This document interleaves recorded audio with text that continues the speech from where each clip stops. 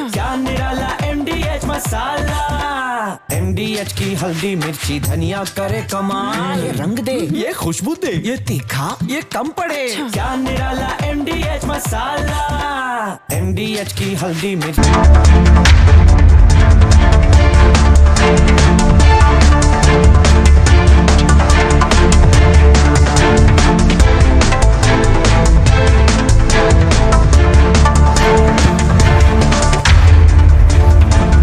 नमस्कार, मैं हूं सैयद सुहेल और आप देख रहे हैं आपका नंबर 1 शो ये भारत की बात है। उम्मीद करते हैं आप पूरी तरह से स्वस्थ होंगे और फिट होंगे।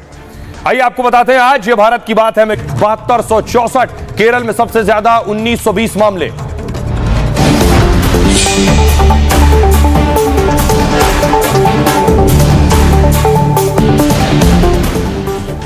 और आइए शुरुआत करने जा रहे हैं आज की सबसे बड़ी खबर के साथ। और बड़ी खबर यह है, जंग का दायरा इस कदर बढ़ चुका है कि नेतन्याहू के बेडरूम तक मिसाइल अटैक हो गया है और इसका बदला अब इजराइल ले रहा है। बड़ी खबर आपको बता दें, पहले बड़ी खबर आ रही है कि ईरान के एक मीडिया ऑफिस पर अटैक हुआ है। ईरान के सरकारी न्यूज चैनल पर इजराइल डिफेंस फोर्स ने अटैक कर दिया है। IRIB न्यूज चैनल के दफ्तर पर IDF की बमबारी हुई है और तस्वीर में आपको दिखाऊं कि कैसे, देखिए जरा तस्वीर प्ले कीजिए फिर से।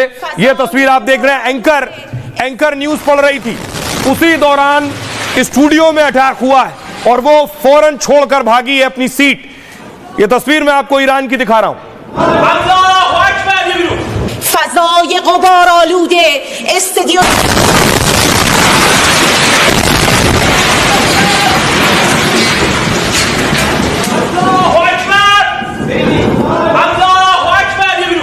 فضای غبار آلوده استدیو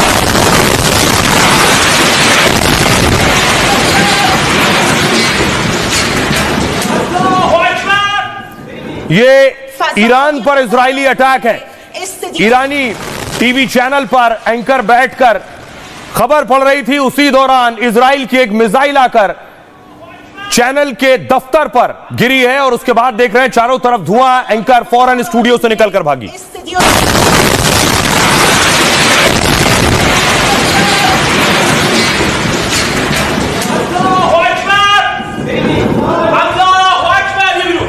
فضای غبار آلوده استدیو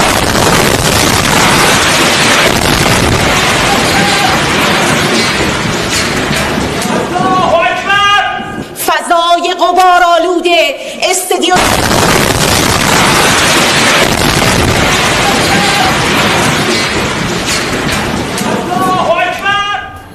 अब आइए आपको बताऊं, टारगेट पर नेतन्याहू है ईरान के। नेतन्याहू कल पहली बार नजर आए थे, बातियाम में नेतन्याहू दिखे थे। ईरान नेतन्याहू को मारना चाहता है। यह हम इसलिए कह रहे हैं, अगली तस्वीर दिखाऊं मैं आपको, क्योंकि नेतन्याहू के घर पर अटैक हुआ है। नेतन्याहू के घर की तस्वीर आप देख रहे हैं, नेतन्याहू पत्नी के साथ घर में मौजूद। नेतन्याहू के घर पर ईरानी मिसाइल आकर गिरी है, उनके घर की खिड़की तक मिसाइल पहुंच गई है। यानी अटैक और हमला नेतन्याहू पर करना था। ईरान नेतन्याहू को मारना चाहता है। ईरान के सीधे निशाने पर नेतन्याहू है और इसलिए एक के बाद एक कई मिसाइलें नेतन्याहू के ठिकानों पर दागी गई हैं। और ये देखिए, ईरान ने बाकायदा ट्वीट किया है। ईरान मिलिट्री का ट्वीट है, we are coming for you Netanyahu लिखा हुआ ऊपर देखिए, we are coming for you Netanyahu, हम तुम्हारे लिए आ रहे हैं। नेतन्याहू गाड़ी में बैठते हुए नजर आ रहे हैं और टारगेट सीधे नेतन्याहू के सर पर है। ये ईरान की मिलिट्री ने ट्वीट किया है, यानी उनके निशाने पर सिर्फ एक शख्स है। उनका मानना है अगर नेतन्याहू को मार दिया तो वो ये जंग जीत जाएंगे। और इसलिए देखिए, बड़ी बैलिस्टिक मिसाइल दागी है ईरान ने। ईरान एक के बाद एक बैलिस्टिक मिसाइल से अटैक कर रहा है इजराइल पर।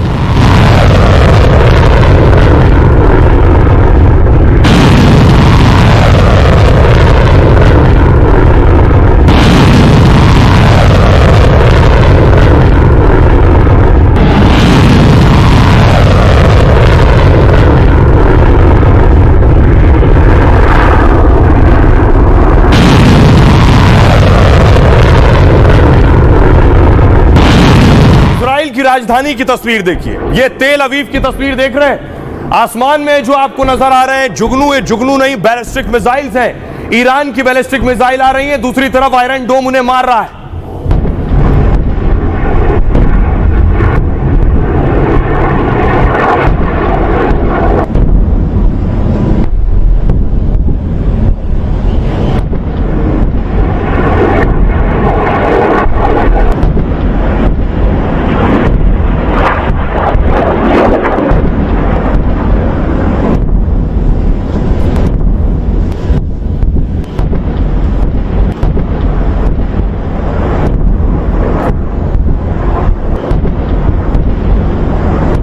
इजराइल की राजधानी के आसमान का आलम आप देख रहे हैं किस तरह ईरान सीधे इजराइल की कैपिटल तेल अवीव पर अटैक कर रहा है।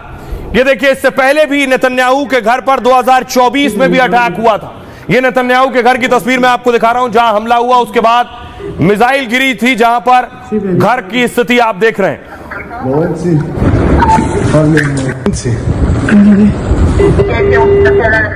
तो ईरान नेतन्याहू का खात्मा चाहता है। ईरान के आर्मी चीफ ने भी एक वीडियो जारी किया है। ईरान के कुछ आर्मी चीफ तो मार दिए गए, नए आर्मी चीफ ईरान के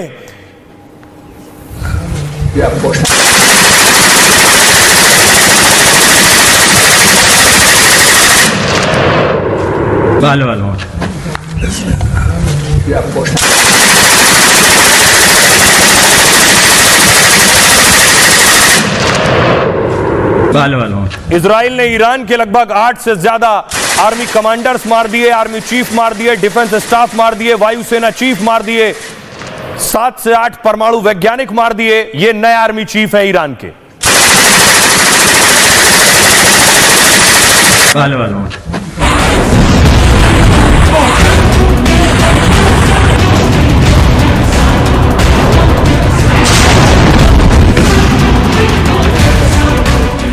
इजराइल और ईरान की जंग अब खूनी इंतकाम में बदल गई है। खमनेई और नेतन्याहू एक दूसरे के खून के प्यासे हो गए हैं। ईरान ने नेतन्याहू के घर पर मिसाइल दाग दी है, नेतन्याहू के बेडरूम तक मिसाइल अटैक कर दिया है और ऐलान कर दिया है कि वो इजरायली पीएम को छोड़ेंगे नहीं। तो वहीं नेतन्याहू ने भी खमनेई के खात्मे का ऑर्डर दे दिया है। ईरान में खमनेई के कई कमांडर्स को ढेर करने के बाद अब अगला नंबर उन्हीं का था। नेतन्याहू और उनकी सेना खमनेई का काम तमाम करने ही वाली थी, लेकिन अमेरिका ने इजराइल को रोक दिया। ट्रंप ने आखिर खमनेई की जान क्यों बचाई, जबकि ईरान उसके सबसे अच्छे दोस्त नेतन्याहू की जान के पीछे पड़ा है।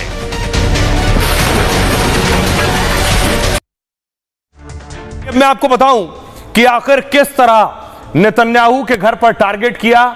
नेतन्याहू ने खुद इस बारे में बताया है कि उनके घर पर किस तरह हमला किया गया है। देखिए, यह नेतन्याहू का घर और मिसाइल आकर गिरी है नेतन्याहू के घर पर। अमेरिकी, ये देख रहे हैं मिसाइल आकर गिरी। अमेरिकी चैनल से इंटरव्यू के दौरान नेतन्याहू ने इस बात का खुलासा किया है। नेतन्याहू ने कहा कि मेरे बेडरूम पर मिसाइल अटैक हुआ है। तेहरान ने मेरे बेडरूम की खिड़की पर मिसाइल दाग दी थी। तेहरान मुझे मारना चाहता है, उसकी कोशिश नाकाम रही। नेतन्याहू के घर पर इससे पहले भी 2 बड़े हमले हो चुके हैं और इजराइल मानता है कि यह ईरान के इशारे पर हुआ है। इससे पहले उनके घर के पास एक ड्रोन से हमला किया गया था, जबकि दूसरी बार नेतन्याहू के घर पर 2 बम से हमले हुए थे। हमले के वक्त नेतन्याहू और उनका परिवार घर पर नहीं था, इसलिए दोनों हमलों से नेतन्याहू को कोई नुकसान नहीं हुआ। इजराइल और अमेरिका में नेतन्याहू के 4 से ज्यादा घर हैं। नेतन्याहू कब किस घर में है किसी को पता नहीं। हमले या खतरे की हालत में वो खास बंकर में चले जाते हैं। नेतन्याहू का सबसे सुरक्षित बंकर यरूशलेम में बना है। यह बंकर जमीन से कई 100 मीटर नीचे बना हुआ है। 2006 में लेबनान से जंग के वक्त ही इसे बनाया गया था और 2003 में नेतन्याहू ने 25 करोड़ में यह घर बनाया था। तेल अवीव के सिजेरिया इलाके में वाले घर पर भी बंकर बना है। 2003 में नेतन्याहू ने 25 करोड़ में एक घर बनवाया था। आज उसकी कीमत 235 करोड़ रुपए बताई जाती है। नेतन्याहू ने कहा, ईरान की आतंकी सरकार मुझे खत्म करना चाहती है, जबकि ईरान के परमाणु कार्यक्रम से हमारे अस्तित्व को खतरा है। इसलिए ईरान पर हमला करना और उसे रोकना बहुत जरूरी है, क्योंकि ईरान सालों से यूरेनियम जमा कर हथियार बना रहा था। वो पहला परमाणु बम बनाने के बेहद करीब पहुंच गया था। ईरान ने साल भर में मिसाइल भंडार अपने बढ़ाकर 3600 कर दिए। 3 साल में ईरान 10,000 से ज्यादा मिसाइल बना लेगा और अगले कुछ सालों में उसके पास 20,000 मिसाइल होंगी। तब इजराइल और कई देश उसके खतरे से बच नहीं पाएंगे। यह कहना था नेतन्याहू का। नेतन्याहू ये इंटरव्यू दे रहे थे, सोचिए उस दरमियान भी इजराइल पर एक के बाद एक बैलिस्टिक मिसाइल से ईरान अटैक करा था। ये बैलिस्टिक मिसाइल आप देख रहे हैं आसमान में, जो ईरान ने दागी है, सारी मिसाइलें।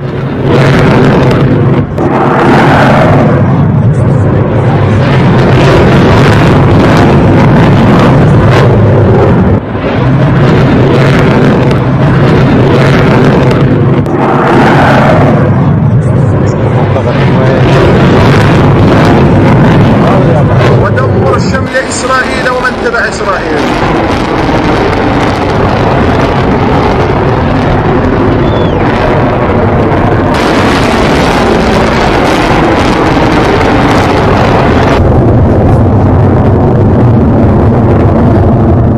ईरान ने एक साथ एक के बाद एक दर्जनों बैलिस्टिक मिसाइल दागी। उसके बाद इजराइल की तस्वीर देखिए। इजराइल में लोग डरे, सहमे, घबराए हुए भाग रहे हैं। इजरायली बंकर में जा रहे हैं सायरन बजने के बाद।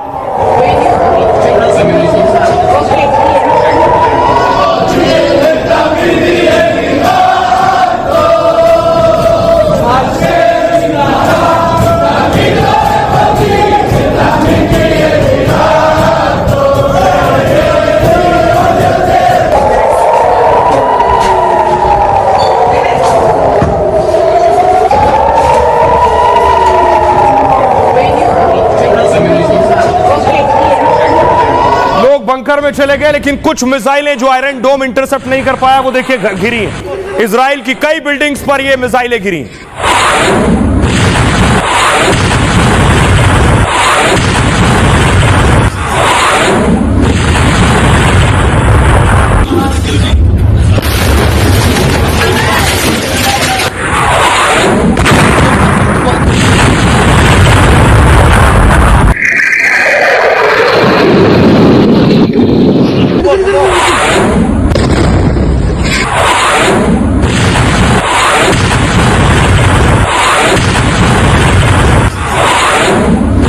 देखिए, यह था इजराइल की तस्वीर, इजराइल के शहरों का हाल। एक और दिन ईरान की मिसाइलों के बाद देखिए।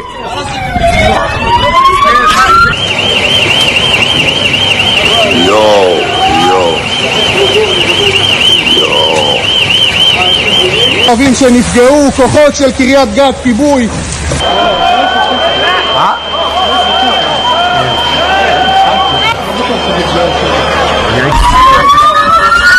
और अब देखिए मिसाइल जब गिरी, क्योंकि नुकसान इजराइल को भी हो रहा है, उनकी इमारतों का हाल देखिए जरा, उस शहर का हाल देखिए। लोगों को रेस्क्यू किया गया, जो लोग फंसे थे जिन फ्लैट्स में, जिन सोसाइटीज में, टावर में आकर मिसाइलें गिरी हैं। बुजुर्गों को निकाला जा रहा है, बच्चों को निकाला जा रहा है, महिलाओं को निकाला जा रहा है।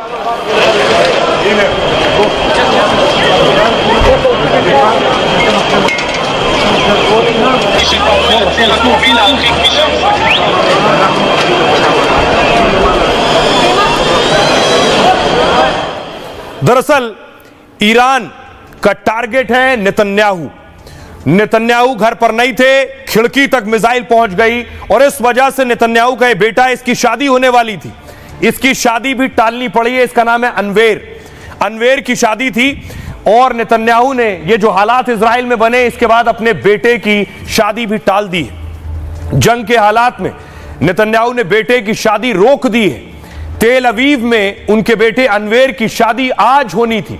गर्लफ्रेंड यार्डेनी से अनवेर शादी के बंधन में बंधने वाले थे। शादी कार्यक्रम को लेकर तमाम तैयारियां पूरी हो गई थी, लेकिन सुरक्षा को देखते हुए नेतन्याहू ने कार्यक्रम आगे बढ़ा दिया। उन्हें डर था कि ईरान शादी समारोह पर अटैक कर सकता है, कार्यक्रम स्थल पर ईरान से मिसाइल दागी जा सकती है और इसी वजह से शादी के कार्यक्रम को कुछ वक्त के लिए टाल दिया गया।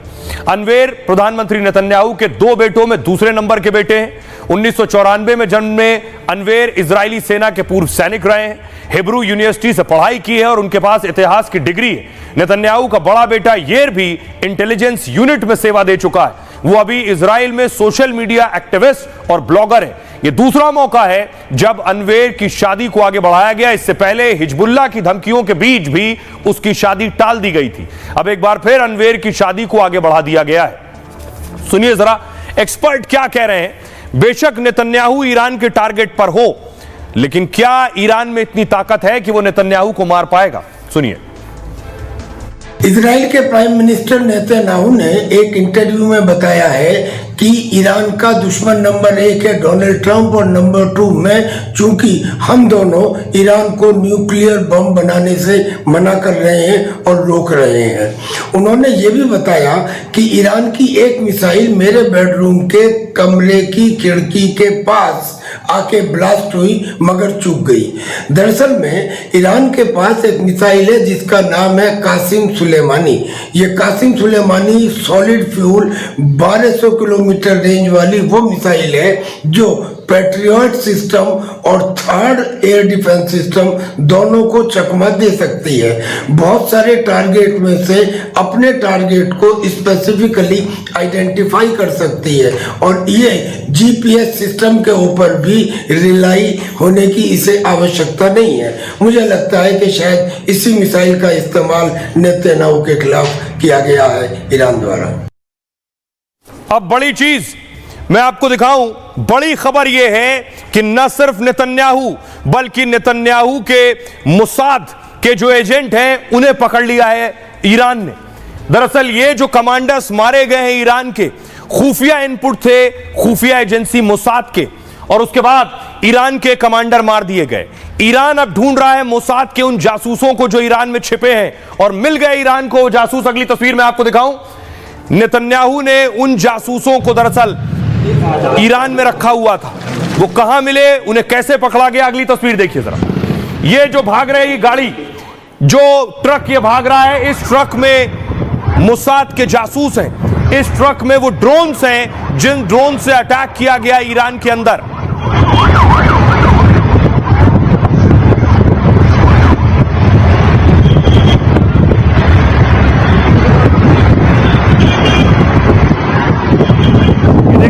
ट्रक है जिसमें मोसाद का एजेंट पकड़ा गया है। ये देखिए आगे ट्रक जा रहा है, मोसाद का एजेंट ये ट्रक चला रहा है, पीछे से ईरानी पुलिस उसे पकड़ रही है और ट्रक लेकर भाग रहा है। इसी ट्रक में ड्रोन बताए जाते हैं। जो तस्वीर मैं आपको दिखा रहा हूं जिस शख्स की, यही शख्स पकड़ा गया है और इस शख्स को सजाए मौत दे दी है। ईरान ने फांसी पर लटका दिया है और ये मोसाद का जासूस बताया जाता है जो ईरान में था और ईरान में हुए हमले में शामिल था।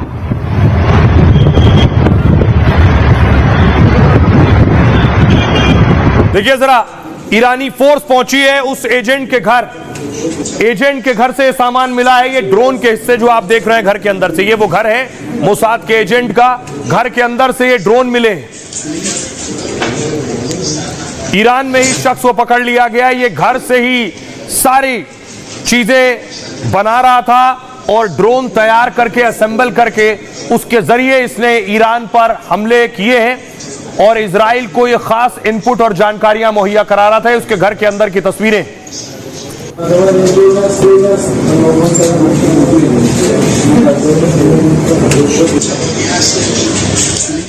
और ईरान ने इस शख्स को फांसी पर लटका दिया है जो मोसाद का जासूस था। देखिए जरा क्या कुछ इसके पास से मिला है और क्या कुछ इस पर आरोप है। दरअसल यह वो शख्स है जिसे आप देख रहे हैं। ईरान ने मोसाद के जासूस को फांसी पर लटका दिया है। इस्माइल फेकरी नाम के शख्स पर जासूसी का आरोप था। फेकरी पर इजराइल के जासूसी करने का आरोप है इजराइल के लिए, और ईरान का दावा यह फेकरी मोसाद के 2 एजेंट के संपर्क में था। ईरान की खुफिया जानकारी इजराइल को दे रहा था। खुफिया एजेंसियां काफी वक्त से इस पर नजर रख रही थी। दिसंबर 2023 में फेकरी को गिरफ्तार किया गया। ईरानी मीडिया का दावा है कि क्रिमिनल ट्रायल पूरा होने के बाद इसे फांसी दी गई है। ईरान के सुप्रीम कोर्ट के फैसले के बाद इसे सजाए मौत हुई। इजराइल ईरान जंग के बीच 9 लोग ईरान में गिरफ्तार हुए। सभी लोगों को जासूसी के आरोप में गिरफ्तार किया गया। जासूसों ने इजराइल को ईरान की सैन्य जानकारी दी, सीनियर कमांडर की लोकेशन की जानकारी भी मुहैया कराई, जिसके बाद इजराइल ने 9 से ज्यादा कमांडर्स को मार दिया है। ईरान पर हमले से पहले ही मोसाद के एजेंट तेहरान में एक्टिव थे। दावा है करीब 3 साल से मोसाद की तैयारी चल रही थी। मोसाद के एजेंट तेहरान में खुफिया ठिकाना बनाया। तेहरान के अंदर 3 मंजिला इमारत में ड्रोन फैक्ट्री बनाई थी। हमले के लिए छोटे और विस्फोटक ड्रोन बनाए गए थे। ड्रोन की मदद से सैन्य अधिकारियों के आवास पर हमला किया गया और ड्रोन से ही रडार और मिसाइल लॉन्चर नष्ट किए गए, जिससे इजरायली लड़ाकू विमानों के लिए हमला करना आसान हो गया। ईरान ने तेहरान में ऐसे ही एक ड्रोन फैक्ट्री का पता लगाया और ईरान के दूसरे हिस्सों में भी मोसाद की ड्रोन फैक्ट्रियां हो सकती हैं। दावा यह है। सुनिए जरा यूके में ईरान के जो राजदूत हैं वो क्या कह रहे हैं। Now we are defending ourselves according to the Charter of United Nations. Iran अपनी क्षेत्रीय अखंडता की रक्षा करना जारी रखेगा। इजराइल ने परमाणु कार्यक्रम और सैन्य नेतृत्व पर अचानक हमला किया, जिसमें कम से कम 224 लोग मारे गए। ये पूरी तरह से उकसावे की कार्रवाई थी। ईरान की रेवोल्यूशनरी गार्ड ने कसम खाई है कि आगे के हमले पिछले हमलों की तुलना में और ज्यादा शक्तिशाली, गंभीर, सटीक और विनाशकारी होंगे। Regarding for all of the activities and reactions against the Israeli regime activities. Iran ने हमेशा इस बात पर जोर दिया है कि उसका परमाणु कार्यक्रम शांतिपूर्ण है। Right and inherent right of self. तो ईरान ने मोसाद के जासूसों को मार दिया। नेतन्याहू ने एक बड़ी बात की है। नेतन्याहू का कहना है कि खमनेई जो है वो दरअसल खमनेई चाहते हैं कि उनके निशाने पर ट्रंप है। अगली तस्वीर में आपको दिखाऊं कि खमनेई चाहते हैं क्या है। आपको बताऊं, खमनेई कह रहे हैं कि ट्रंप ने उनकी जान बचाई है। कैसे? खमनेई भी दरअसल टारगेट पर थे। जैसी खबर है कि ईरान में इजराइल के टारगेट पर खमनेई भी हैं। ईरान के सुप्रीम कमांडर लीडर खमनेई को खुफिया बंकर में शिफ्ट कर दिया गया है और यह अंडरग्राउंड बंकर तेहरान के सबसे सुरक्षित ठिकाने पर है। बताया जाता है कि ईरानी सेना दिन रात इस बंकर की सुरक्षा करती है। खमनेई के परिवार के साथ शिफ्ट होने के बाद यहां सुरक्षा और बढ़ा दी गई है। इजराइल चाहकर भी इस खुफिया बंकर पर हमला नहीं कर सकता है, क्योंकि ईरान का एक सीक्रेट परमाणु अड्डा इस बंकर से जुड़ा हुआ है और इजराइल ने ईरान के परमाणु ठिकानों को निशाना तो बनाया, लेकिन अंडरग्राउंड न्यूक्लियर सेंटर उसके टारगेट पर नहीं है। खबर यह भी है कि ट्रंप ने इजराइल के प्लान पर वीटो लगा दिया है, यानी खमनेई पर हमले या हत्या के प्लान को रेड सिग्नल दे दिया है। ट्रंप के वीटो के बाद इजराइल ने खमनेई के खात्मे का प्लान टाल दिया है, यानी इजराइल खमनेई को मारने वाला था, ट्रंप ने खमनेई को मारने से रोका है। अमेरिका को पता है कि खमनेई की हत्या का खतरनाक असर होगा। खमनेई की मौत हुई तो पूरे मिडिल ईस्ट में भयानक जंग छिड़ सकती है। सारे मुस्लिम देश इजराइल और अमेरिका के खिलाफ खड़े हो सकते हैं। मिडिल ईस्ट में अमेरिकी बेस और उसके जहाज पर हमले हो सकते हैं और अमेरिका को सबसे बड़ा नुकसान खाड़ी देशों से व्यापार का होता है। ट्रंप ने हाल ही में सऊदी अरब से लेकर कतर, यूएई का दौरा किया है और अमेरिका ने इनसे तेल हथियार की अरबों की डील की है। अगर खमनेई पर सीधा हमला हुआ या फिर उनकी हत्या की गई तो रूस और चीन जैसे देश भी अमेरिका के खिलाफ खड़े हो सकते हैं और अमेरिका इस वक्त ग्लोबल स्तर पर टकराव नहीं चाहता है। सुनिए जरा एक्सपर्ट संजय सोई क्या कह रहे हैं कि आखिर अमेरिका क्यों रोक रहा है इजराइल को, नेतन्याहू को खमनेई को टारगेट करने पर। अमेरिका इजराइल के उस प्लान को समर्थन नहीं दे रहा है जहां पर वो अयातुल्लाह खुमैनी यानी कि ईरान के सुप्रीम चीफ प्रेसिडेंट को मारने की बात कर रहे हैं, क्योंकि अमेरिका नहीं चाहता है कि वो इजराइल इस समय उद्देश्य से भटके। उनका मुख्य उद्देश्य है कि ईरान की परमाणु शक्ति को खत्म करना और वो चाहते हैं कि यही रहे, क्योंकि अयातुल्लाह खुमैनी को मारने का मतलब है कि युद्ध शायद मिडिल ईस्ट में और ज्यादा भड़क जाए, एक अलग लेवल पर चला जाए। वो नहीं चाहते कि युद्ध और फैले और इसको वहीं कंट्रोल रखना चाहते हैं। यही कारण है कि अमेरिका ने इजराइल को अयातुल्लाह खुमैनी को मारने से मना किया है। बाकी अभी इजराइल क्या करता है ये उनकी अपनी नीति है, वो इस बात से एग्री करते हैं नहीं करते हैं। ये नेतन्याहू ने इस तरह का भी इंडिकेशन दिया है कि वो अपने नेशनल इंटरेस्ट को देखते हुए काम करेंगे। अब बड़ी बात यह है कि एक तरफ खमनेई को अमेरिका रोक रहा है कि नेतन्याहू मारने ना पाए, लेकिन नेतन्याहू कह रहे हैं कि खमनेई तो मारना चाहते हैं ट्रंप को, यानी ईरान का टारगेट नंबर 1 अमेरिका है और टारगेट नंबर 2 नेतन्याहू है, यानी ईरान पहले ट्रंप को मारेगा। अगली तस्वीर दिखाऊं, आज अमेरिकी दूतावास पर हमला हुआ है। इजराइल में जो अमेरिकी दूतावास है उस पर आकर मिसाइल गिरी है, ये उसकी तस्वीर आप देख रहे हैं।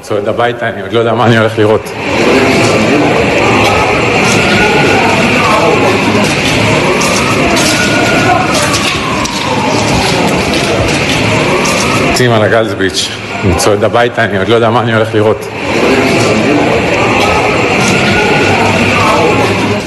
आइए आपको बताऊं कि नेतन्याहू क्यों कह रहे हैं कि ईरान पहले ट्रंप को मारना चाहता है। क्यों ट्रंप को मारना चाहता है, इसमें कितनी सच्चाई है। ट्रंप पर पहली बार नहीं, इससे पहले भी 2 बार हमले हो चुके हैं। जंग के बीच नेतन्याहू ने बड़ा दावा किया है, कहा ईरान ट्रंप को मारना चाहता है। ट्रंप ताकतवर लीडर हैं, कड़े फैसले करते हैं, वो कभी कमजोर सौदेबाजी का रास्ता नहीं अपनाते हैं। ईरान परमाणु कार्यक्रम के लिए उन्हें खतरा मानता है, इसलिए ट्रंप ईरान के लिए दुश्मन नंबर 1 है।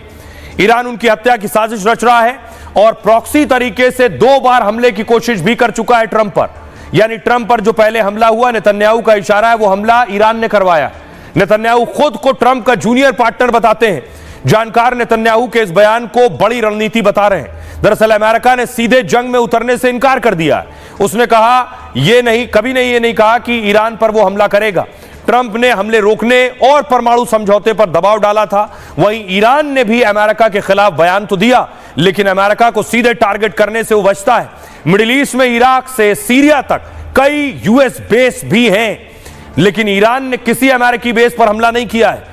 ना ही ईरान या हूतियों ने उसके जहाज को टारगेट किया है। मतलब जंग में अमेरिका और ईरान आमने सामने आने से बच रहे हैं, जबकि नेतन्याहू चाहते हैं कि जंग में अमेरिका सीधे शामिल हो। माना जा रहा है कि दुश्मन, ईरान का दुश्मन नंबर 1 कहकर वो उकसा रहे हैं। क्या नेतन्याहू की कोशिश है कि ट्रंप कोई आक्रामक बयान दे, उकसावे के बाद ईरान अमेरिका पर हमला करे और इसके बाद अमेरिका जंग में सीधे उतर आए, ताकि ईरान की हार और परमाणु प्लान खत्म होना तय हो जाए। क्या ऐसा मुमकिन है? सुनिए जरा एक्सपर्ट राजन कोचर साहब क्या कह रहे हैं इस पे। जंग में हमने देखा है कि एक स्ट्रैटेजी इस्तेमाल की जाती है टॉप लीडर्स को असैसिनेट करके। हमने कई बार ये देखा है कि हिजबुल्लाह के जब लीडर्स को ख़त्म किया था नेतन्याहू ने, तो इस टाइप की स्ट्रैटेजी होती है कि एक देश का जो टॉप लीडरशिप है हम उसको ख़त्म करें, सो दैट नया वाला जो लीडर है वो शायद पॉलिसी जो है उसकी बदलें। और इसीलिए हम देखते हैं कि इस टाइप के एलिगेशन नेतन्याहू ने ईरान के अगेंस्ट लगाई है कि ट्रंप को असैसिनेट करने का प्लान था। 2 बार आप जानते हैं कि ट्रंप के ऊपर हमला हुआ था और दोनों बार वो नाकाम हुआ था। तो कोई ऐसा पुख्ता सबूत नहीं है आज की डेट में इसको ईरान के साथ लिंक करने के लिए। इस पूरी जंग के दौरान एक चौंकाने वाली खबर आई, वो ये कि क्या पाकिस्तान अपना परमाणु बम इजराइल के खिलाफ इस्तेमाल करेगा। पाकिस्तान और ईरान करीबी दोस्त है, पाकिस्तान ऐसा दावा करता है, लेकिन क्या वो नेतन्याहू पर परमाणु बम दागेंगे? अगली तस्वीर दिखाऊं। पाकिस्तान अपनी परमाणु मिसाइलों की शेखी पहले भी बघाड़ता रहा है, लेकिन क्या पाकिस्तान के बस की बात है कि वो इजराइल पर परमाणु बम मार दे? और सिर्फ इसलिए क्योंकि ईरान और इजराइल के बीच जंग चल रही है। यह दावा किसी और ने नहीं, खुद ईरान ने किया। ईरान के कमांडर ने पाकिस्तान को लेकर यह दावा किया, कहा इजराइल ने परमाणु हमला किया तो पाक परमाणु बम से जवाब देगा इजराइल को। पाकिस्तान के पास करीब 170 परमाणु हथियार होने का दावा है। जंग में पाकिस्तान ने ईरान के खुले समर्थन का ऐलान किया था। दावा है कि पाक बैलिस्टिक मिसाइल भी ईरान को दे रहा है। रक्षा मंत्री ख्वाजा ने मुस्लिम देशों से एकजुट होने की अपील की थी, लेकिन पाक ने ईरान के परमाणु अटैक वाला दावा खुद नकार दिया है शाम तक, डर के मारे। पाकिस्तान के विदेश मंत्री ने ईरान का विरोध जताया और उन्होंने कहा कि पाकिस्तान ने परमाणु हमले की कोई बात नहीं की। भारत के खिलाफ समर्थन के लिए पाक ईरान की मदद कर रहा है, लेकिन परमाणु मदद से उसे अमेरिका से झटका मिल सकता है और पाक पर परमाणु हथियार खोने का भी संकट मंडरा सकता है। सुनिए जरा, ये कह तो दिया खुद ईरान ने, लेकिन पाकिस्तान ने झुठला दिया। सुनिए। मैं समझता हूं कि ये एक ऐसा इनिशिएटिव की जरूरत है इस वक्त जिससे आलम इस्लाम का इत्तेहाद नजर आए और इजराइल के साथ जहां जहां भी इस्लामी दुनिया में ताल्लुकात हैं उनको मुनक़ता होना चाहिए। बच्चों के कातिल, ख्वातीन के कातिल, फ़लस्तीन की तबाही के जिम्मेदार, उनके हाथ खून में, मुसलमानों के खून में रंगे हुए हैं, फ़लस्तीनियों के खून में रंगे हुए हैं। उस हाथ को झटक देना चाहिए, उस हाथ के साथ हाथ नहीं मिलाना चाहिए। अल्लाह के फजल से पाकिस्तान एक अपने ट्रेडिशनल स्टैंड पे रोज़े अव्वल से खड़ा है, मजबूती से खड़ा है कि हमने इजराइल की स्टेट को ना रिकग्नाइज किया, ना उसके साथ ताल्लुकात बनाए। अगर इसराइल ने हमारे ऊपर न्यूक अटैक किया तो पाकिस्तान इसराइल के ऊपर न्यूक्लियर हमला कर देगा। ये गैर ज़िम्मेदाराना और इतने झूठी खबर है, और वो सोशल मीडिया में चलती चलती अभी मुझे थोड़ी देर पहले पता चला कि डेली मेल ने पिक कर लिया इंग्लैंड में। तो हमने कोई ऐसी स्टेटमेंट, हमारी तरफ से कोई ना स्टेटमेंट किसी ने दी है, इसको फैब्रिकेट किया गया है। सोचिए, पाकिस्तान खुद घबरा गया, उनके मंत्री, नेता, सांसद खुद कुछ कह रहे हैं कि हमने कुछ नहीं कहा है, उन्हें डर था कहीं उनका परमाणु बम ना खत्म कर दिया जाए। इस बीच देखिए, ईरान पर नेतन्याहू अटैक कर रहे हैं। ये IRGC यानी जो ईरान की सेना है उस पर अटैक हुआ है, उसका बेस है, मिसाइल बेस, उस पर इजराइल ने अटैक किया है।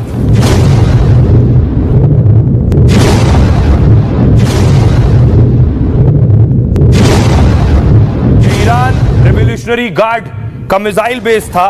उसके अलावा दूसरी तस्वीरें देखिए जरा, ये है ईरान पर इजराइल के हमले।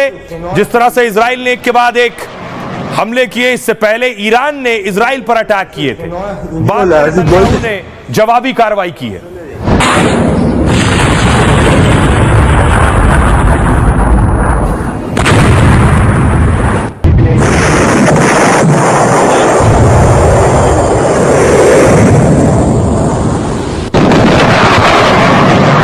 उसके बाद देखिए जरा तेहरान से जो तस्वीरें सामने आई हैं, तेहरान में देखिए ट्रैफिक जाम का आलम, लोगों में डर और दहशत है, लोग घर छोड़कर जा रहे हैं, सुरक्षित ठिकानों की तरफ जा रहे हैं। ये तस्वीरें आप देख रहे हैं, गाड़ियों का काफिला, बड़ा ट्रैफिक जाम, कई किलोमीटर्स में गाड़ियां ही गाड़ियां आपको नजर आ रही हैं। तेहरान से भागते हुए लोग दिख रहे हैं, शहर छोड़ रहे हैं क्योंकि राजधानी ही निशाने पर है।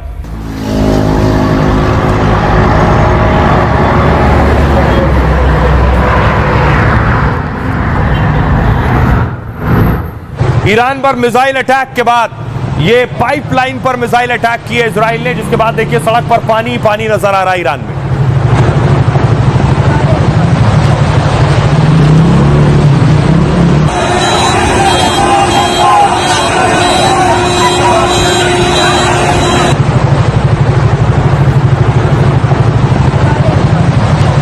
इजराइल ने भी इस कदर हमले किए हैं, इतनी मिसाइल दागी हैं कि जानकार ये बता रहे हैं कि ईरान में भूकंप आ गया है।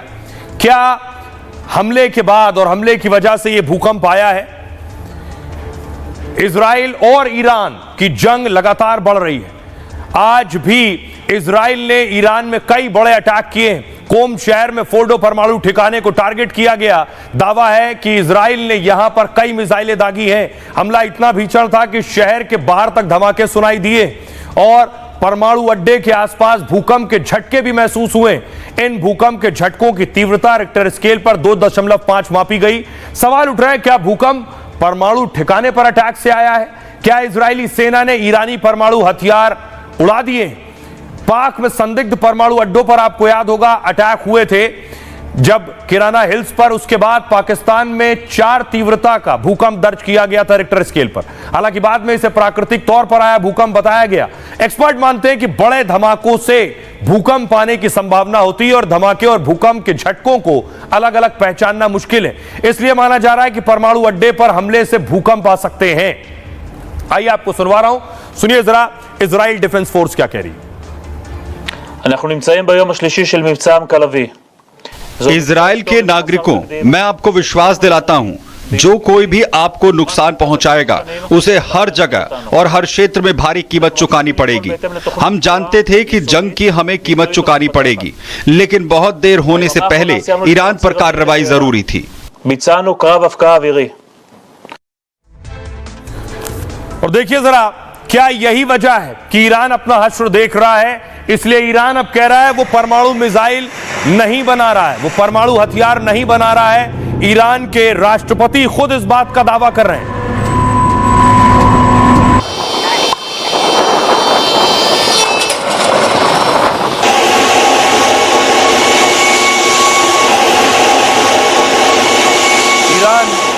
ईरान की मिलिट्री ने आज ये तस्वीरें जारी की हैं।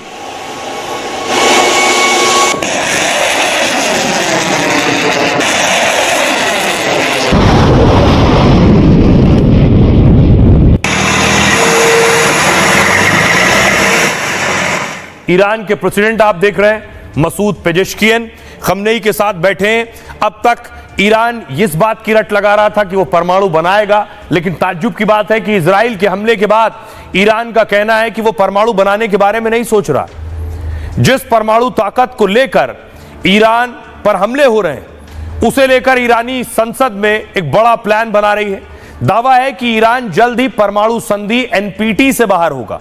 एनपीटी एक अंतर्राष्ट्रीय स्तर की परमाणु संधि है। इसमें शामिल देश परमाणु अप्रसार के लिए राजी होते हैं, परमाणु के शांति और ऊर्जा के इस्तेमाल पर सहमत होते हैं। तब एजेंसियों के पास परमाणु कार्यक्रम की सारी डिटेल होती है। संधि से हटने का मतलब है परमाणु हथियार बनाने की आजादी। तब अंतर्राष्ट्रीय कानून या एजेंसियों का कोई दायरा नहीं होता है। दावा है कि ईरान परमाणु को लेकर चाहता यही है, लेकिन हमले के बीच अपने इरादे जाहिर करने से बच रहा है। कह रहा है कि हमें तो परमाणु हथियार बनाने ही नहीं है।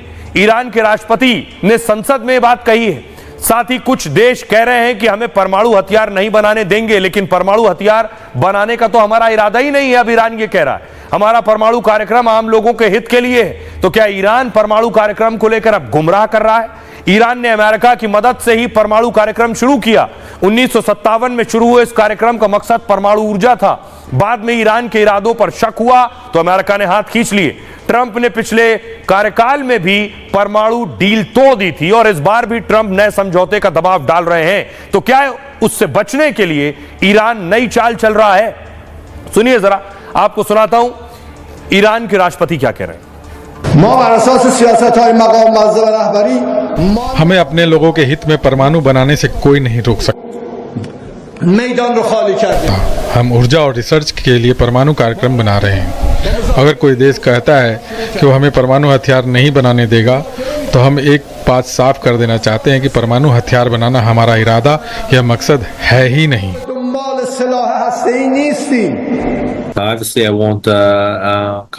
मैं भविष्य की रणनीति पर कुछ नहीं कहना चाहता हूँ। इजराइल ने ईरान के सारे सीनियर कमांडर्स को मार दिया है। हम तब तक हमले करते रहेंगे जब तक हम इजराइल के खिलाफ खतरे को पूरी तरह खत्म नहीं कर लेंगे। हमने ईरान के न्यूक्लियर प्रोग्राम को पीछे धकेल दिया है। खुफिया सूत्रों से जानकारी मिली थी कि ईरान परमाणु बम बनाने वाला है, इसलिए इजराइल ने तुरंत हमला किया। अब सवाल यह है, जो लोग ईरान में फंसे हुए इस जंग के बीच भारतीय हैं, उन्हें कैसे वापस लाया जाए? ये तस्वीरें आप देख रहे हैं, ईरान में फंसे भारतीय जो वापस हिंदुस्तान लौटना चाहते हैं। उन्होंने वीडियो बनाकर बाकायदा इस बात की अपील की है। एंड अगर कोई अपडेट होती है इवैक्यूएशन से रिलेटेड, देन फिर वो वहाँ पे इन्फॉर्म करेंगे। और बोला है कि सिर्फ इस टाइम हमारे नाम लिए हैं और बोला है कि स्टे काम। देखिए जरा, भारत ने भी तैयारी की है कि इन भारतीयों को वापस हिंदुस्तान, इनके वतन लेकर आया जाए, लेकिन वो कैसे संभव होगा? दरअसल जंग के बीच इजराइल, ईरान में भारतीय फंसे, दोनों ही मुल्कों में। 1500 छात्र समेत 10,000 भारतीय ईरान में हैं। इजरायली हमलों की वजह से ईरान में एयर स्पेस बंद है। इससे ईरान से होने वाली विमान यात्रा नहीं हो पा रही है। ईरान में किसी भी जगह पर मिसाइल गिरने का खतरा है और कई छात्रों ने भारत सरकार से मदद की गुहार लगाई है। सरकार ने भारतीयों को निकालने का मिशन शुरू कर दिया है। भारतीयों को निकालने में 3 चरणों का एक्शन प्लान है। पहले चरण में भारतीय नौरदुख चौकी पर पहुंचाए जाएंगे। यहां से भारतीयों की दूसरे चरण की यात्रा शुरू हो जाएगी।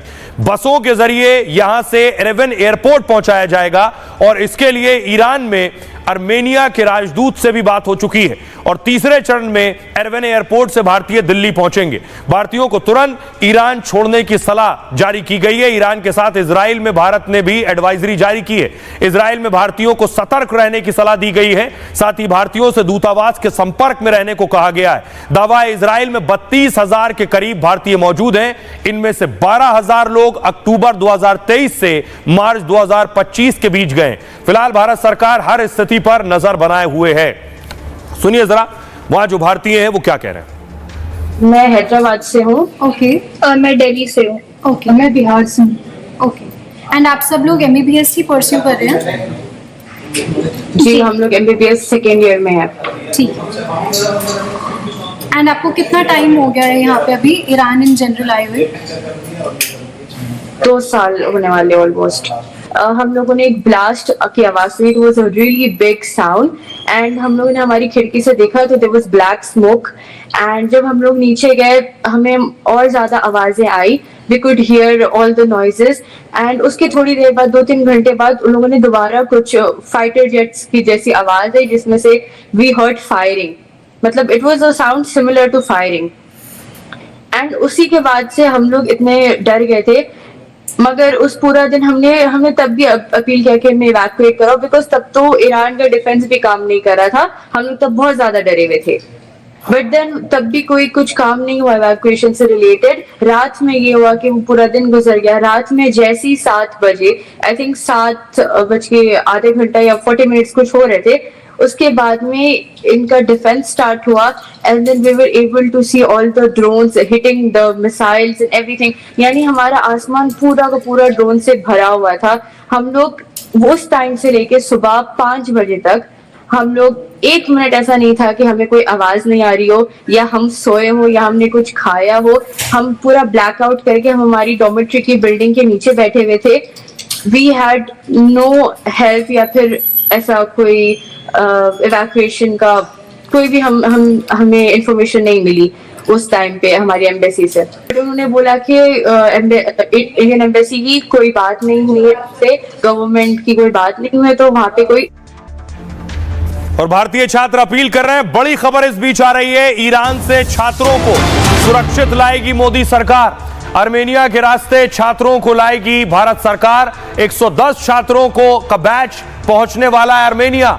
आर्मेनिया से हवाई मार्ग से इन छात्रों को वापस लाया जाएगा।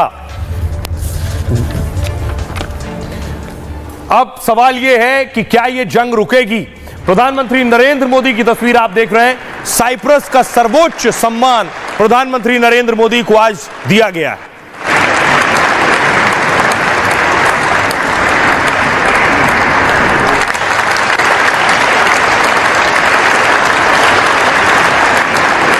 पीएम मोदी साइप्रस के दौरे पर थे और वहां का सबसे बड़ा सम्मान पीएम को दिया गया और उसके बाद प्रधानमंत्री नरेंद्र मोदी साइप्रस से कनाडा के लिए रवाना हुए।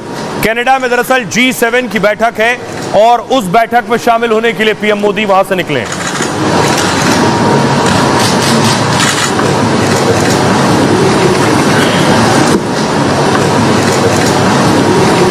तो क्या ट्रंप और पीएम मोदी G7 में मिलेंगे तो क्या इस जंग पर बात होगी? क्या मिलकर जंग रुकवाने की कोशिश करेंगे ये देश? 24 घंटे के अंदर G7 की अहम बैठक होने जा रही है और इस बैठक में मोदी और ट्रंप मिलने वाले हैं। दोनों दुनिया के सबसे बड़े वर्ल्ड लीडर हैं और ऐसे में दोनों का साझा बयान बहुत मायने रखता है। दावा है कि G7 देश बड़ी पहल कर सकते हैं। जंग रोकने के लिए मोदी ट्रंप कोई प्रस्ताव ला सकते हैं। बैठक से पहले दोनों नेताओं ने यह संकेत भी दिए। मोदी ने साइप्रस में कहा यह युद्ध का युग नहीं है, मिडिल ईस्ट शांति और समृद्धि की राह बनाए। मोदी का बयान शांति समझौते की ओर इशारा है। ट्रंप ने भी सीजफायर को लेकर बड़ा बयान दिया। ट्रंप ने भी सीजफायर पर कहा है कि ईरान और इजराइल को समझौता करना चाहिए। जैसे मैंने भारत पाकिस्तान को समझौते के लिए राजी किया, वैसे ही मैं इजराइल ईरान का समझौता कराऊंगा। अमेरिका के व्यापार का इस्तेमाल कर तुरंत संतुलन बनाऊंगा। अभी हम बहुत सारी बातचीत में लगे हुए हैं। पर्दे के पीछे से भी कई बात और कोशिश हो रही है और बहुत जल्द मिडिल ईस्ट में शांति होगी। क्या G7 के साथ ही यह मुमकिन होगा? सुनिए पीएम मोदी को और ट्रंप को। पश्चिम एशिया और यूरोप में चल रहे कॉन्फ्लिक्ट को लेकर हम दोनों ने चिंता व्यक्त की है। इनका नकारात्मक प्रभाव केवल उस क्षेत्र तक सीमित नहीं है। हम दोनों मानते हैं कि यह युद्ध का युग नहीं है। संवाद से समाधान और स्थिरता की बहाली ये मानवता की पुकार है। मैं उम्मीद करता हूं कि ईरान और इजराइल के बीच समझौता हो जाए। देखते हैं क्या होगा। कई बार ये जरूरी हो जाता है कि हल लड़ाई के जरिए ही निकले। मेरे हिसाब से वो समय आ गया है कि डील हो। कई बार टकराव हो जाता है, लेकिन लगता है डील होने के चांस हैं।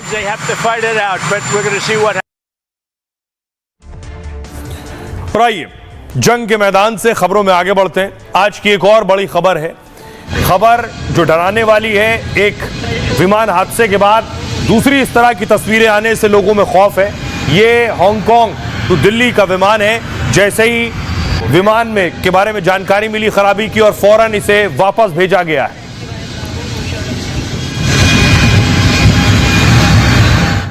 एक के बाद एक कई विमानों में इस तरह की शिकायत मिलने के बाद लोगों में दहशत बढ़ गई। अहमदाबाद के हादसे के बाद यात्रियों में डर बढ़ता जा रहा है। आपको बताऊं, हादसे के बाद हुई कुछ घटनाओं ने इस डर को और बढ़ा दिया है। आज हांगकांग से दिल्ली आ रहे विमान की इमरजेंसी लैंडिंग हुई। एयर इंडिया की फ्लाइट नंबर AI315 को वापस हांगकांग से उतारना पड़ा। बताया जा रहा है कि एयर इंडिया के इस विमान में कुछ तकनीकी खराबी आ गई थी। एयर इंडिया का यह विमान बोइंग ड्रीमलाइनर ही था जो अहमदाबाद में क्रैश हुई थी। रविवार को भी बोइंग ड्रीमलाइनर के 2 विमान रास्ते से वापस लौट गए। इनमें एक फ्लाइट ब्रिटेन के लंदन से भारत के चेन्नई आ रही थी। दोपहर 12:40 पर उड़ान भरी थी। सुबह 3:30 बजे पहुंचना था, लेकिन तकनीकी खराबी की वजह से 2 घंटे में ही लौट गई। बताया जाता है कि इस विमान में फ्लैप फेल हो गए थे और ब्रिटिश एयरवेज का यह विमान बोइंग ड्रीमलाइनर ही था। दूसरा विमान जर्मनी के फ्रैंकफर्ट से हैदराबाद आ रहा था और बम की धमकी की वजह से इस विमान को वापस लौटना पड़ा। लुफ्थांसा एयरलाइंस का यह विमान भी बोइंग ड्रीमलाइनर का ही था। लुफ्थांसा एयरलाइन के इस विमान को सुबह हैदराबाद में लैंड करना था। लुफ्थांसा एयरलाइंस ने कहा कि हमें हैदराबाद में लैंडिंग की परमिशन नहीं मिली, इसलिए फ्लाइट को वापस लौटना पड़ा। यात्रियों को सुरक्षा को देखते हुए ऐसा किया गया है। रविवार को लखनऊ एयरपोर्ट पर एक बड़ा हादसा होते होते टल गया। लैंडिंग के बाद अरबिया एयरलाइंस के पहिए से चिंगारी निकलने लगी। विमान के पायलट ने तुरंत एयर ट्रैफिक कंट्रोलर को इसकी जानकारी दी। पायलट ने तुरंत विमान को रोका, फोम और पानी से आग को बुझाया। विमान में क्रू मेंबर समेत 250 यात्री सवार थे जो सभी हज यात्रा से लौट रहे थे। यह विमान शनिवार को जिद्दा से उड़ा था और रविवार सुबह लखनऊ पहुंचा था। आइए, तो ये कुछ सिग्नल है जो एक के बाद एक इशारा कर रहे हैं कि इस तरह के विमान में ये परेशानियां सामने आ रही हैं। लेकिन दूसरी तरफ विजय रूपाणी साहब का पार्थिव शरीर उनके परिवार को सौंप दिया गया और उनका अंतिम संस्कार कर दिया गया। अगली तस्वीर देखिए जरा। खुद गृह मंत्री अमित शाह पहुंचे थे उन्हें श्रद्धांजलि देने के लिए।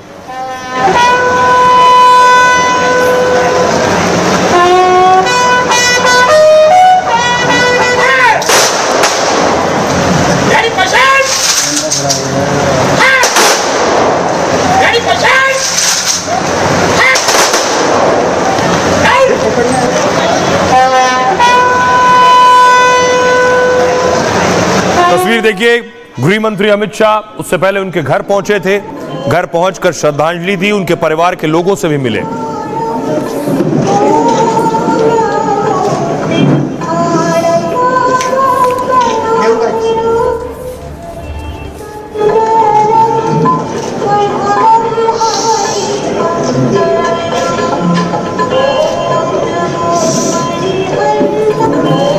आइए अब आपको बताऊं, विजय रूपाणी साहब को अंतिम विदाई दी गई।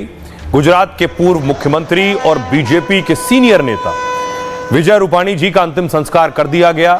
विजय रूपाणी साहब का अंतिम संस्कार उनके गृह जिले राजकोट में किया गया। इस मौके पर गृह मंत्री अमित शाह और बड़ी संख्या में लोग मौजूद थे। अंतिम संस्कार से पहले रूपाणी साहब को राजकीय सम्मान दिया गया। गुजरात के पूर्व सीएम विजय रूपाणी को 21 बंदूकों की सलामी दी गई। उनके निधन पर गुजरात सरकार ने राज्य में एक दिन का राजकीय शोक रखा है। आखिरी सफर से पहले गृह मंत्री अमित शाह ने श्रद्धांजलि दी और उनके आखिरी सफर में शामिल होने के लिए शाह आज ही राजकोट पहुंचे थे। केंद्रीय मंत्री सीआर पाटिल, गुजरात के राज्यपाल आचार्य देवव्रत ने भी श्रद्धांजलि दी। गुजरात के मुख्यमंत्री भूपेंद्र पटेल भी उन्हें श्रद्धांजलि देने उनके घर पहुंचे। विजय रूपाणी का पार्थिव शरीर आज ही रिश्तेदारों को सौंपा गया, जिसके बाद उनके पार्थिव शरीर को अहमदाबाद से राजकोट लाया गया। फिर राजकोट एयरपोर्ट से उनके घर निर्मला रोड की प्रकाश सोसाइटी लाया गया, जहां बड़ी संख्या में लोगों ने उनके आखिरी दर्शन किए और नम आंखों से उन्हें विदाई दी। अहमदाबाद विमान हादसे में 275 लोगों की मौत हुई थी। 241 विमान में सवार थे। 34 लोग दुर्घटना के शिकार हुए और शव रिश्तेदारों को सौंपने के लिए डीएनए सैंपल लिए गए। अब तक 250 शवों के डीएनए सैंपल लिए जा चुके हैं। 99 डीएनए सैंपल रिश्तेदारों से मैच किए हैं, जिसके बाद उन्हें शव सौंप दिए गए हैं। आइए खबरों में आगे बढ़ते हैं। आज की एक और खबर है, आपको दिखाने जा रहा हूं सोनम मर्डर। सोनम ने जो राजा की हत्या की, उसमें नरबली की आशंका सामने आ रही है। कुछ तस्वीरें सामने आई हैं। उससे पहले देखिए ये तस्वीर, यही वो हथियार है जिस हथियार से राजा की हत्या की गई। ये हथियार आप देख रहे हैं, हत्या में इस्तेमाल हुआ था ये हथियार। वो जो 3 किलर्स बुलाए गए थे, उनके हाथ में हथियार था। शिलोंग में राजा पर इसी हथियार से वार किया गया, एक के बाद एक, और उसके बाद राजा की मौत हुई। अगली तस्वीर देखिए, इसी से पता चला सोनम का सच। ये जो मंगलसूत्र, ये नई तस्वीर आई है, राजा और सोनम की शादी की तस्वीर है। मंगलसूत्र से भी सच सामने आया है। एक आखिरी तस्वीर जो सामने आई है वो मैं आपको दिखाऊं, किसी शख्स ने साझा की है जो वीडियो बना रहा था वहां शिलोंग में। मेघालय की तस्वीर आप देख रहे हैं, राजा और सोनम इस तस्वीर में नजर आ रहे हैं। वो शख्स सामान्य तस्वीरें बना रहा था और उसके वीडियो बनाते हुए राजा और सोनम चढ़ते हुए नजर आ रहे हैं।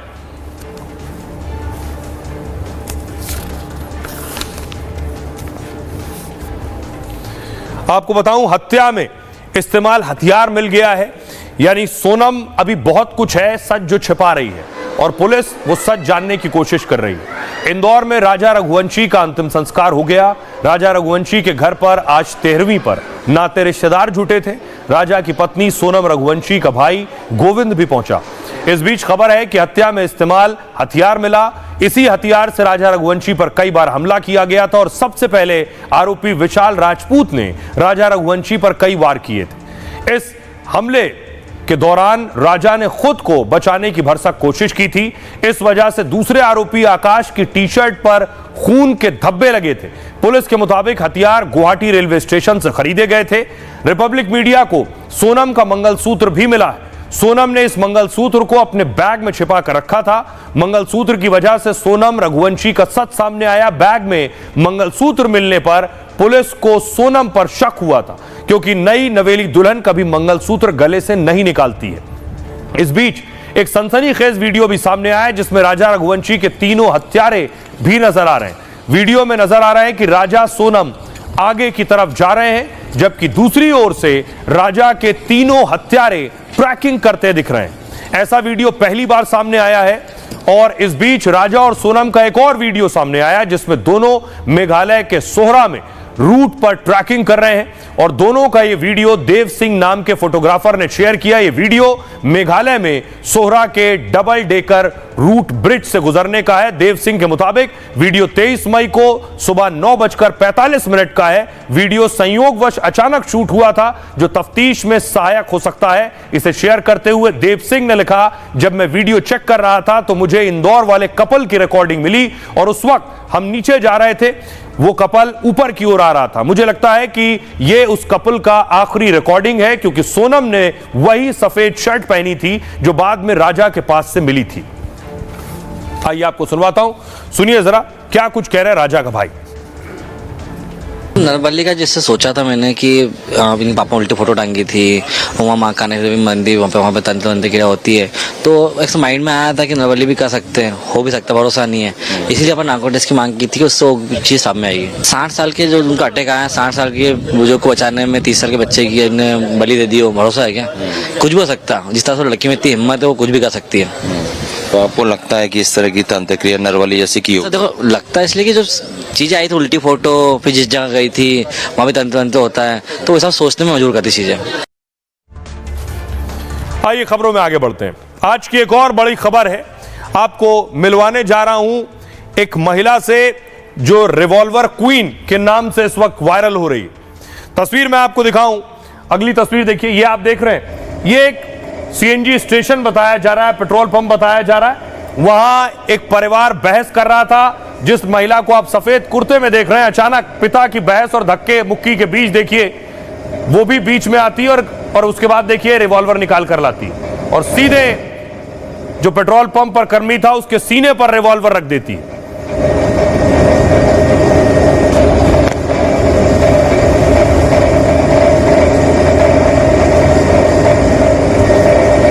आइए आपको बताऊं इस पूरे हंगामे के पीछे वजह क्या है। हरदोई में एक सीएनजी पंप पर उस समय हंगामा मचा जब एक लड़की ने पेट्रोल पंप कर्मचारी के सीने पर रिवॉल्वर तान दी। यह घटना तब हुई जब कर्मचारी ने सुरक्षा कारणों से कार सवार को गाड़ी से उतरने के लिए कहा। यह घटना हरदोई के बिलग्राम के सांडी रोड के एक पेट्रोल पंप पर हुई। रविवार शाम एक बलेनो कार सीएनजी भरवाने के लिए पहुंची, पेट्रोल पंप पर रुकी। बलेनो कार में एहसान खां, उनकी पत्नी और उनकी बेटी थी। पेट्रोल पंप के सेल्समैन ने सुरक्षा को ध्यान में रखते हुए सभी को गाड़ी से उतरने के लिए कहा, जिसके बाद पेट्रोल पंप के सेल्समैन और एहसान खान में बहस शुरू हो गई। एहसान खान की पत्नी और बेटी भी वहां पहुंच गए और बहस में शामिल हो गए। बहस इस कदर आगे बढ़ गई कि सेल्समैन ने एहसान को धक्का दे दिया, जिसके बाद उनकी बेटी अरीबा खां भागकर कार के पास पहुंची और गाड़ी से रिवॉल्वर लाकर सेल्समैन के सीने पर सटा दी। अरीबा ने उसे धमकी देते हुए एक डायलॉग भी मारा, कहा इतनी गोली मारूंगी कि घरवाले भी पहचानने से इनकार कर देंगे। लेकिन वहां खड़े लोगों ने बीच बचाव किया, मामला शांत कराया, अरीबा खां को वहां से दूर किया, जिसके बाद एहसान परिवार के साथ वहां से चले गए। सारा वाकया पेट्रोल पंप के सीसीटीवी में कैद हो गया, जिसके बाद एहसान और उनके परिवार की मुश्किलें बढ़ गईं। सेल्समैन ने पुलिस में शिकायत की। हरदोई पुलिस ने सीसीटीवी फुटेज को खंगाला, जिसके बाद तीनों के खिलाफ एफआईआर हुई। तीनों पर बीएनएस की धारा 35 के तहत केस दर्ज हुआ। हरदोई पुलिस ने अरीबा खां को रिवॉल्वर भी जब्त कर लिया। अरीबा खां के रिवॉल्वर के साथ 25 जिंदा कारतूस भी जब्त कर लिए गए हैं। सुनिए जरा क्या कुछ कह रहे हैं सीओ इस मामले में। ये थाना बिलग्राम अंतर्गत पसनेर पेट्रोल पंप की घटना है। दिनांक 15 जून 2025 की शाम को एक परिवार शाहाबाद से कानपुर जा रहा था। सीएनजी भराने को लेकर सीएनजी पंप कर्मी के साथ उनका वाद विवाद हुआ। उसी वाद विवाद में युवती द्वारा गुस्से में आकर लाइसेंसी रिवॉल्वर दिखा के उसे धमकाया गया। संबंधित आइए और अब बारी है आज के सूत्र की। इंसान का स्वभाव ही उसे भरोसेमंद और लोकप्रिय बनाता है। सिर्फ धन दौलत से कोई भरोसा या दिल नहीं जीत सकता है। जिंदगी का यह सूत्र दिया था महान दार्शनिक अरस्तु ने। अरस्तु का जन्म करीब 2400 साल पहले यूनान के साधारण परिवार में हुआ था, लेकिन अपने स्वभाव और ज्ञान की वजह से वो एक मिसाल बन गए। जिस सिकंदर की गिनती दुनिया के सबसे महान सम्राट और योद्धा में होती है, उस सिकंदर के गुरु अरस्तु ही थे। अरस्तु ने ही सिकंदर को राजनीति और युद्ध नीति की शिक्षा दी। अरस्तु को राजनीति शास्त्र का जनक भी कहा जाता है। अरस्तु को नई नई चीजें और चुनौतियों का सामना करना बहुत अच्छा लगता था। वो अपने आसपास की बदहाली या बुराइयों से भी सीखते रहते थे। अरस्तु का काफी नाम सुनकर एक बार एक दार्शनिक उनसे मिलने आया। दार्शनिक ने अरस्तु से कहा, मैं आपके गुरु से मिलना चाहता हूं। अरस्तु ने कहा, आप उनसे मिल ही नहीं सकते। दार्शनिक ने पूछा, क्या वो अब इस दुनिया में नहीं रहे? अरस्तु ने कहा, दुनिया के सभी मूर्ख मेरे गुरु हैं और दुनिया में मूर्ख कभी नहीं मरते। दार्शनिक को लगा कि अरस्तु पागल हो गए हैं। फिर भी बड़ी हिम्मत करके पूछा, लोग ज्ञान की तलाश में रहते हैं और आप मूर्खों की। अरस्तु ने कहा, मैं हर समय सोचता हूं कि कोई शख्स किस बुराई की वजह से मूर्ख बना, फिर मैं खुद के अंदर से वो बुराई दूर करने में लग जाता हूं। इस तरह मूर्खों से अलग अलग बुरे आचरण दूर करने का गुर सीखता हूं। उस दार्शनिक को तुरंत अपनी गलती का एहसास हो गया। अरस्तु ने जिंदगी से लेकर नैतिकता और कामयाबी तक के कई सूत्र दिए, जिनमें से एक है, सीखने की न कोई उम्र होती है और न कोई सीमा। अगर आप सीखना चाहते हैं तो गुरु से ज्यादा आत्मचिंतन की जरूरत है। बहरहाल ये भारत की बात है में इतना ही। आप अपना और अपनों का बहुत बहुत ख्याल रखिए। रुक रहे हैं एक छोटे से ब्रेक के लिए।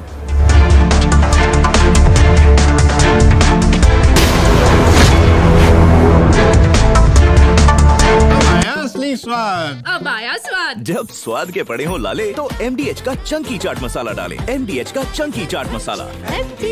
MDH। अब आया असली स्वाद, अब आया स्वाद। जब स्वाद के पड़े हो लाले